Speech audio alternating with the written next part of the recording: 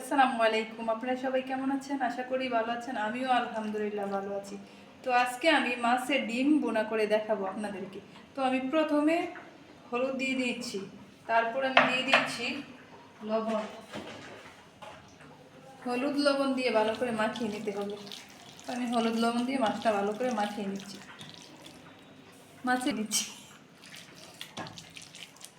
তো আমার মাখা জাকা হয়ে গেল। এখন আমি ডিমটা ভেজে নেব।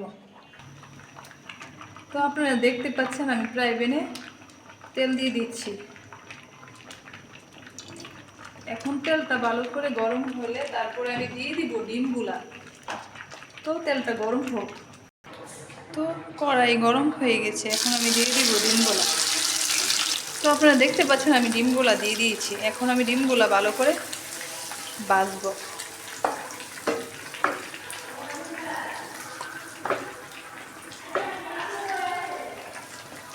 তো আমি ডিমগুলা ভালো করে ভেজে, তো ডিমটা ভালো করে আমি আবারও নাড়াচাড়া করে দিচ্ছি।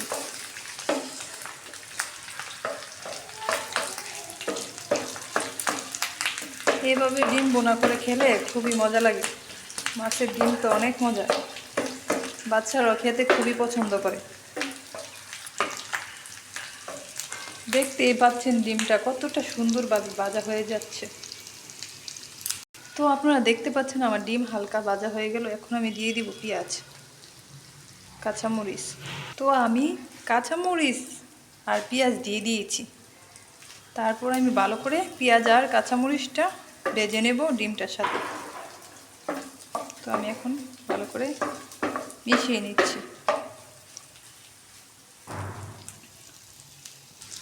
তো আপনারা দেখতে পাচ্ছেন আমার পেঁয়াজ হালকা ভাজা হয়ে গেল। এখন আমি দিয়ে দিব সামান্য পরিমাণ ধনিয়ার গুঁড়ো।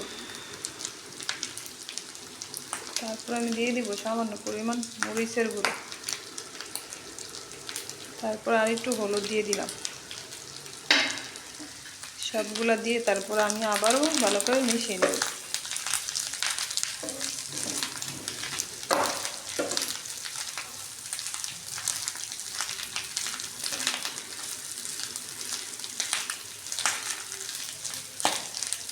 যতক্ষণ পর্যন্ত লাল না হয় ততক্ষণ পর্যন্ত ওঠানো যাবে না। তো আমি কিছুক্ষণ আরও ভেজে নেব।